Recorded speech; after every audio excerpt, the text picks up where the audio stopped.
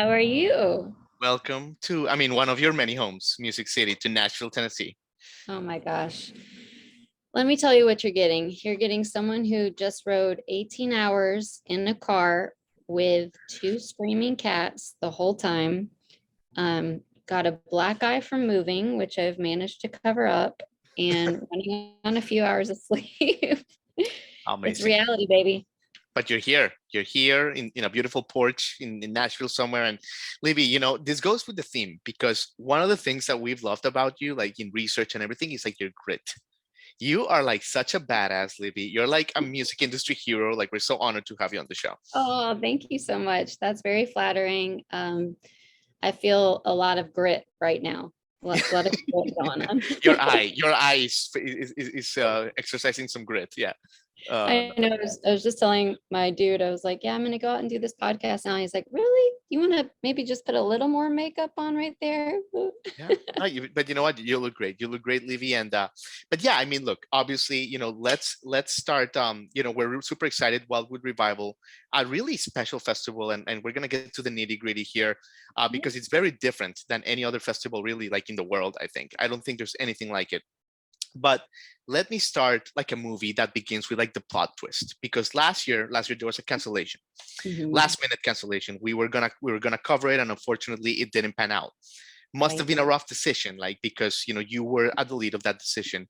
Walk us through that, because like what was your thought making process there last year? It was really challenging because we had it was our second year. We canceled in 2020 like everyone did, and then we booked the festival for 2021, rolled over our lineup, and really felt like we were going to be able to get away with it and have it and do it safely. And then that's when Delta started rearing its ugly head and Right. people were canceling festivals and events again. And, it was a really hard decision for us because it's just a confusing time to know how to navigate that. And so many people wanted us to do it. But really, what it boiled down to is that the hospitals in Athens were full. They were Mm, at capacity with COVID people too. Even though I think by the time Delta kind of rolled around, it was still really alarming, but less than it initially was. But we just couldn't take the risk of, festivals. People naturally stuff comes up, and safety is the biggest priority for us. So we decided to cancel it, and that was very hard. And luckily we had the artist agents and managers that were so flexible and understanding and compassionate of where we were coming from, and we all just came together and said, okay, let's push through, let's rally again for next year and see if we can make this happen. But amazing. Grit. I'm telling you, that's the theme, grit. And the festival takes place September 30th through October 2nd, in Arnoldsville, Georgia, close to Athens, and tickets available at wildwoodrevival.com. Not many left, I should right. say. Yep. The lineup is phenomenal. You have Drive-By Truckers, Jenny Lewis, the Wood Brothers, Joan Moreland, Elizabeth Cook, Susan Santos. Some of these are our friends. But let me ask you this, Libby, before we get to like the location and all that and your history with it, when an artist pulls out for whatever reason, and it's like maybe like a big name or something, like what is the thought process there for like a leading festival organizer like you? Is it very much like, okay, this is beyond our control, how can we just quickly bounce back? um yes, it was especially hard with the Pumas because they played Wildwood in 2018, I think it was. They had no manager, no agent, nothing recorded at all, nothing on Spotify. When I booked them, I saw them in Austin, fell in love with the band, and they came out. So Wildwood was one of the first festivals that they played, so it was very special to them as well, and we really bonded over that experience together. So the hard thing about overcoming stuff with the Pumas was that we had this great story of, here's a band who started out like this and has had a rapid rise over the last 4 years, and now is coming back to play a bigger stage at the festival. So that was sort of our press narrative the whole time. Sure. So, and they were really excited about that. So when they had to cancel those shows for the year, it was hard for us to pick back up with that narrative, because that was this year was the Pumas return. Yeah. Um, So, I think that life is about solving problems, and your career and music festivals, it's all about solving problems. So the more practice you have at that, and the more you can look at that objectively instead of let that bring stress to you and your team, I think you can roll with the punches. So we just picked up, reached out to our family again of agents and managers and said, hey guys, this is the position we're in. We really need someone to come and have our back here. And the drive-by truckers agent, Matt Hickey, and the high road team said, we got you. The Pumas or the drive-by truckers are playing on the West Coast. After they're set, we'll put them on a plane, get them fly overnight to be at Wildwood. And, they came in as local heroes to save the day. So it Love worked it. out. Worked out great, Livy. And going to the genesis of the festival a little bit. I mean, when you and your brother Jesse, you decided to create this music festival like no other. That was like the philosophy, and you've created this something that I love, the anti-festival, quote unquote, right? Where Right. music lovers can take part in, reviving the community, enjoying the cultural experience. So the festival Wildwood Revival was born. I do this. I mean, since April, we really haven't stopped, Livy. How have you managed to keep this philosophy, which doesn't exist? I don't see it. It's non-existent, where it's always geared, towards the dollars and the corporate sponsors, but Right. not a lot to do with the music. But Wildwood Revival seems to be like just like you've protected it so fiercely.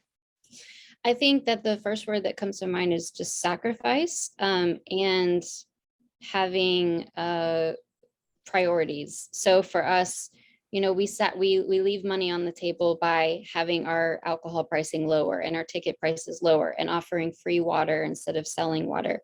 And to us, Wildwood is a part of what we do all year long, but it's not the only thing. So it was important for us to give the guests an amazing experience where everyone feels like a VIP and they're not leaving disgruntled as if as if there's just a dollar sign on their head. So that was more important to us than the revenue side of it, which of course is important so that we can continue to do it every year, but it's not as much focused on gouging people as it can be with a lot of the corporate kind of uh, companies that are monopolizing the festival world right now. Totally. And the location is like what part of what makes it so magical, Libby. And 35-acre property, owned by, is this true? Like it's owned by your family? Like you have like, that's unbelievable. I love Yeah, that. So you grew up here in this farm. What was that like? actually, we didn't, and that's what most people think. Even some, friends that I've met and had to like go back and say no, that we didn't. Um, we grew up in a town right outside of Atlanta called Lawrenceville, and then when I was 13, we moved downtown, and then I grew up in the downtown area of Atlanta, right by Piedmont Park.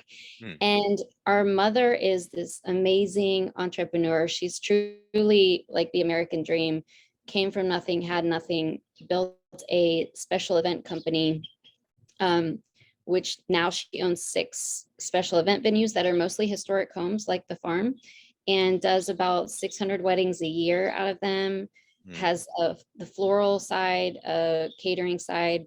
So my brother and I actually came up in that family business. And after working in it for 10 years for me, almost 15 years for him, we really just wanted to get out of it. It was a lot of weddings, It was, Right.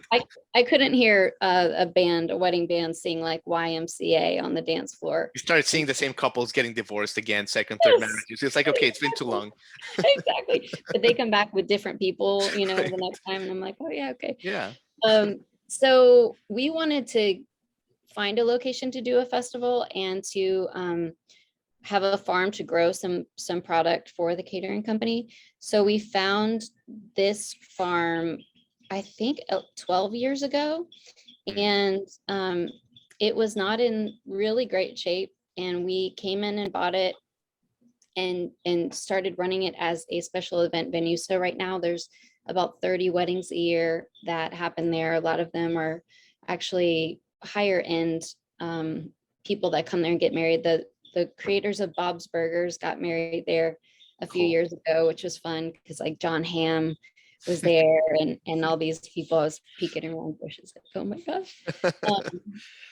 And so we use it as for Wildwood, but the weddings kind of help underwrite the expenses of a 7,000 square foot Sure. historic. Stuff's always breaking. Yeah, that makes sense. That makes sense, Libby. And the festival has a lot of like really cool activities, right? I mean, we have like tin like dance parties, we have like tin photography, like a bunch of like really like experiential stuff, right? Yeah, there's yoga. We do creative workshops. Our sponsors do workshops like Creature Comforts Brewing Company. They do some tastings with some of their higher end craft beer. And we have a cool activation called Folklore by the Fire, which is just talking through like ghost stories and some historical folklore that's really fun to kind of wrap up the evening. There's a river kayaking expedition that a lot of people go on the Friday morning before the festival starts that evening. So, and we're working on some other really fun stuff for next year. So it's just trying to break things up. So it's not just about standing in a field and watching Yeah. bands, maybe getting a cultural side of it. Amazing. And I want to ask you about the lineup, but first, Libby, let me ask you about you for a second, because you are like a fascinating like pedigree and like you're so young and you've done so much. It's fucking badass. You I'm started your not career. done. I just turned 40. Well, I mean, look, you look phenomenal. I have to tell you, Thank you you. look phenomenal. But yeah, I mean, you've collaborated with your close friend with Justin Glanville for a while at his recording company, Live and Yeah. Breathing. You would film live recording sessions backstage at music festivals. I mean, you've done so much, Levy. I mean, when you look at like everything you've done, what are some of like the highlights? Like, what are some of the things that you say, man, that was really cool that I did that? Um, wow. I mean, Live and Breathing was so special because we were able to capture these moments that no one was seeing except for our film crew for the most part. So we would like just growing up in the music world and like going to so many shows and having so many artist friends, like Sturgill Simpson is, I met him when he was in a band called Sunday Valley and they were playing for nobody. Like there are these moments where you see the talent in an artist and you're sitting backstage with them, or there's, he used to crash on our house when I lived in Atlanta when he was touring through. Like you see that moment in the kitchen or somewhere where they're hashing out a new song and they're writing the lyrics or they're playing it for the first time. And it's this magical moment that so few people see. And what we were trying to do with Live and Breathing was really capture these intimate, special times with the artist where they're playing. And it's like sometimes a formal setting, sometimes casual. So that was really special. This last year, I co-produced the Georgia Music Foundation fundraiser at the Ryman Auditorium. And that foundation is very special to me because Georgia music history is unreal. I That mean, was a great event. A bunch of our friends played there. Ben Chapman, Katie Pruitt. They were yes, singing praises about it. So that was great. it was just so special to come together and raise money like that and put the spotlight on Georgia artists and what Carla Redding, Otis Redding's daughter, is doing to keep music education in schools. So that has meant a lot to me. And then just in general, I've gotten to be on the sidelines watching a lot of fun stuff throughout the country, just at different festivals and shows and stuff like that. Amazing. Well, Libby, we look forward to your book tour because you have to write a book. I don't know if you knew that, but you have to write a book. I do Um, have some dirt. I've got some good, fun stories. I think some wild I know. stories. I can see it. I can see it in your eyes. You got those stories, that need to be published. Well, Libby, you've been so good with your time and, you're busy in Nashville, tired from driving. So let me leave you with the lineup. Okay. Like I said, Drive By Truckers, Jenny Lewis, we're really good friends with Jess Nolan and a bunch of her bandmates, Wood Brothers, John Moreland, Elizabeth Cook, and Suzanne Santo and some more. What are you excited about? Who piques your interest here on a deeper level? I gotta say, the Heavy, their agent came to me and said, we just signed the Heavy. Ryan Madison from Tin Atoms, who manages a lot of other bands, is managing them, and we think they're special, and we think that this is going to really develop fast. And I said, okay, well, let me listen to them. That's great and all, but like, of course, we're not just booking a band for that reason. So checked them out and thought that they're like vintagey kind of vibe, their sound. Was so out of the past and have really been loving that. And they've had some cool press moments lately.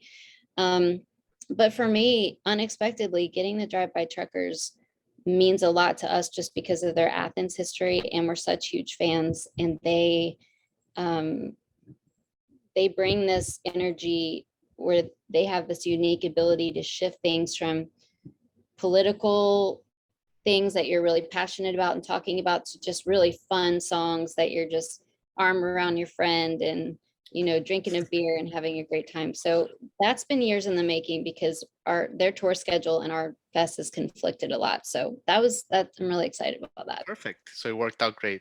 Well, Yep. Livy, Rose, you have said it all. What a gem of a festival for people, you know, that listen to us in the South and in the coasts and the Carolinas and all that. I know we have a bunch of listeners there. Check it out, wildwoodrevival.com, September 30th, October 2nd. Again, not a lot of tickets left. I mean, Oh, when this goes live, like in a week or so, I don't know what's gonna happen, but like get on it. oh, And thank Livy you. Rose, thank you so much.